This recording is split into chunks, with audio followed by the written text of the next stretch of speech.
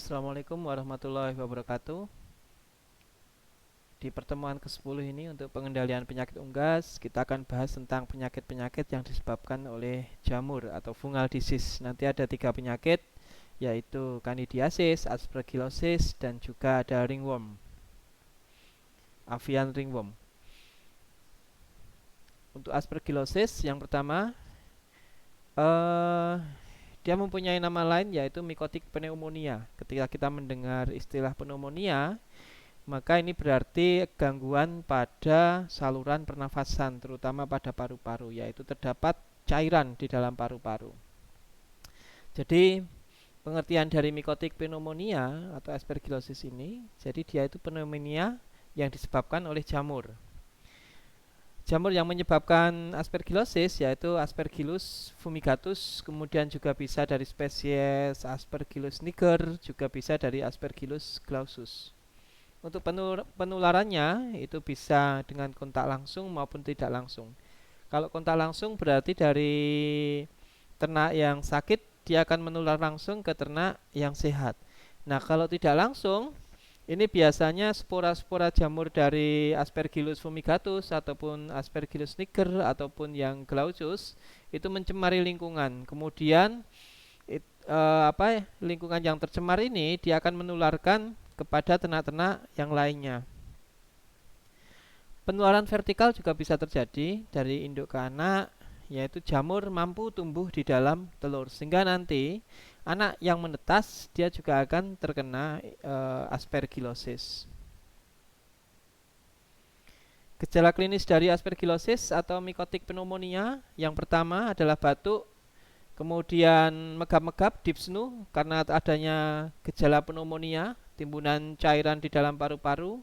Kemudian gejala yang lainnya adalah mengantuk, nafsu makan atau apetitnya hilang, emasiasi, kemudian sianosis dalam bentuk kronis.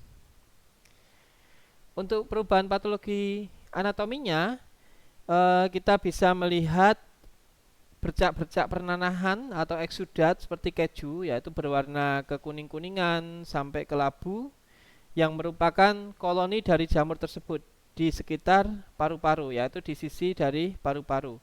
Kemudian di kantong udara juga terdapat koloni dari Aspergillus dan juga pada otak. Ini adalah gambaran dari koloni Aspergillus fumigatus yang jadi dia membentuk koloni dari warna-warna kelabu sampai dia kehitaman karena ini adalah koloni yang tua. Ini dibiarkan di dalam lab sebagai sampel. Nah, ini adalah gambaran mikroskopis dari Aspergillus sp. Jadi di sana ada benang-benang hifa, kemudian ada kotak-kotak spora. Ini gambaran DOC yang terkena aspergillosis. Jadi dia megap-megap, dia bernafas sangat kesulitan sampai membuka mulut. Ini untuk pembengkakan pada mata yang aspergillosis dalam bentuk okular. Ini jarang terjadi tapi terkadang juga terjadi. Jadi nanti ditemukan adanya koloni jamur juga di sana. Ini untuk di paru-paru, ketika kita buka, kita nekropsi, maka di sekitar paru-paru, di pulmo, kemudian kantong udara terdapat koloni-koloni dari Aspergillus sp. Jadi warnanya nanti dia bentuknya untuk koloninya itu dari warna kelabu sampai ke hitam-hitaman dan juga terdapat eksudat atau pernanahan di sana.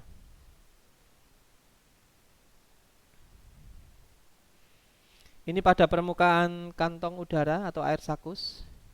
Jadi teman-teman bisa lihat di sana ada gambaran buram atau tidak jelas dan dia seperti serabut-serabut. Nah, ini yang khas dari aspergillosis. Ini berbeda dengan infeksi pada air sak dengan penyebab selain dari jamur. Jadi kalau pada jamur itu khas dia seperti serabut-serabut, seperti kapas.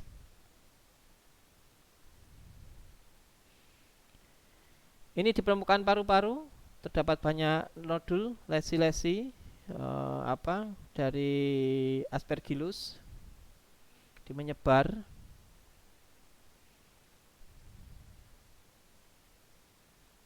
Pencegahan dan pengobatannya, yang pertama kita bisa menggunakan fungistat. Fungistab itu bisa gentian violet, kemudian atau garam atau mikostatin yang dicampur dalam makanan atau kuprisulfat. Kemudian membatasi penyebaran penyakit. Bagaimana caranya? Yaitu dengan mengeliminasi sumber penyakit, baik itu Aspergillus sp maupun ternak-ternak yang mengalami aspergillosis, itu kita karantina. Kemudian pada kandang bisa kita lakukan spray dengan obat-obat yang dia menghancurkan jamur atau memusnahkan jamur seperti germisid. Yang berikutnya adalah candidiasis. Candidiasis ini disebabkan oleh jamur dari spesies Candida albicans. Penularannya adalah peroral. Peroral ini adalah penularan makanan atau minuman atau kontak bahan yang tercemar oleh Candida albicans. Jadi dia masuk ke dalam mulut, itu yang namanya peroral. Untuk gejala klinisnya itu tidak spesifik untuk candidiasis, tapi yang jelas kita bisa melihat di sana adanya gangguan pada pertumbuhan. Kemudian kelemahan secara umum, malas bergerak, kemudian bulu kasar dan mengalami diare. Jadi memang tidak terlalu spesifik. Semua gejala ini adalah gejala umum pada hampir semua penyakit. Kemudian untuk perubahan pasca mati, itu kita bisa melihat penebalan dengan warna putih pada mukosa tembolok. Jadi untuk melihat adanya candidiasis ini kita perlu dukungan data-data dari hasil nekropsi. Nah, pada perubahan patologi anatomi pada proses nekropsi itu kita bisa melihat pada bagian tembolok. Pada mukosa tembolok itu nanti ada penebalan, kemudian disertai warna-warna keputihan, yang sebenarnya ini adalah koloni dari Candida albicans. Kemudian pada rongga mulut biasanya juga terdapat lesinya di oesophagus dan proventriculus. Untuk pengendalian dan pengobatan, kita bisa melakukan sanitasi lingkungan atau kandang, bisa dengan germisid, kemudian pencahayaan yang cukup. Juga kita bisa untuk pengobatannya itu kita menggunakan gentian violet atau juga bisa menggunakan kuprisulfat. Pengobatan topikal pada bagian-bagian lesi yang di luar tubuh kita bisa menggunakan iodium tinctur. Jadi kadang lesi itu tidak hanya di dalam tubuh atau organ dalam, tapi juga bisa terdapat di bagian luar dari tubuh seperti kulit dan lain sebagainya. Itu kita bisa menggunakan iodium tinctur. Untuk perubahan pasca matinya, tadi kita sudah bahas di depan, yaitu kita bisa mengamati adanya perubahan berupa penebalan yang berwarna keputihan pada mukosa tembolok, kemudian rongga mulut, esophagus dan proventriculus. Ini tidak semuanya nanti terjadi penebalan, mungkin di salah satu atau dua dari kelima bagian organ ini. Kemudian pengendalian pengobatan, sanitasi lingkungan, penggunaan antibiotik ini tapi tidak boleh berlebihan, karena antibiotik ini kita pakai hanya untuk mengendalikan infeksi sekunder yang mungkin ada yang disebabkan oleh bakteri.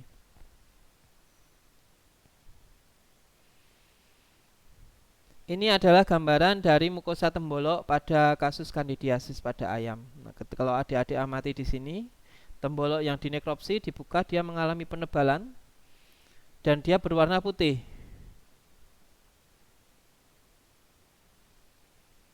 Jadi lipatan-lipatan yang tebal ini yang kita amati. Ini masih pada tembolok. Jadi kita lihat di sana juga terjadi penebalan-penebalan sampai melipat-lipat berwarna putih. Kemudian yang ketiga adalah avian ringworm atau kita sebut juga sebagai jengger putih. Nah, avian ringworm ini disebabkan oleh jamur dari spesies Trichopiton gallinae. Juga spesies yang lainnya adalah Trichopiton magnini. Penularannya adalah kontak langsung dengan ayam penderita. Jadi ayam penderita atau ayam yang sakit dia bisa menularkan dengan kontak langsung dengan ayam yang sehat, ayam yang lainnya. Untuk gejala klinisnya itu kita bisa amati pada daerah pial, jengger, dan kulit daerah fasial. Daerah fasial itu adalah daerah muka. Di sana terdapat serbuk-serbuk putih seperti ketombe itu, dia menyelimuti dari pial, jengger, dan juga kulit daerah muka atau fasial. Bulu mudah rontok, atau mudah lepas pada bagian tubuh yang terserang. Jadi misalnya pada sayap terdapat avian ringworm, maka bulu-bulunya di sekitar situ dia akan mudah rontok. Pencegahan dan pengobatan bisa menggunakan yodium tinctur karena lesinya dia di luar tubuh, atau formaldehid dengan takaran tertentu, atau merkurokrom. Merkurokrom ini sering kita sebut juga sebagai obat merah. Infeksi ringan bisa diobati dengan mikostatin, antifungal. Ini di pasaran banyak ya untuk antifungal. Campuran yodium gliserol bisa, formalin 5% dalam vaselin juga bisa kita gunakan untuk mengobati kandidiasis. Sanitasi dan desinfeksi yang ketat ini bisa kita lakukan untuk pencegahan, karena memang untuk daerah-daerah yang sudah endemik kandidiasis ini perlu kita beri perhatian yang lebih, terutama untuk sanitasi dan juga pencegahannya. Ayam yang sakit dilakukan karantina, karena kalau tidak nanti spora dari Candida albicans ini dari Trichopiton ini akan menyebar dan menimbulkan infeksi pada ternak-ternak yang lainnya. Ini adalah gambaran dari penderita avian ringworm. Jadi kalau kita lihat di sini cengkirnya dia berwarna putih, mukanya juga, pialnya juga. Jadi seperti ketombe ya. Kemudian bulu-bulu di sekitar situ dia akan mudah rontok. Ini seperti ini. Oke. Demikian yang bisa saya sampaikan tentang penyakit yang disebabkan oleh jamur pada unggas. Jadi kita sudah bahas masalah aspergillosis, candidiasis, dan avian ringworm. Semoga bermanfaat untuk teman-teman mahasiswa semua. Tetap semangat dan jaga kesehatan. Terima kasih. Assalamualaikum warahmatullahi wabarakatuh.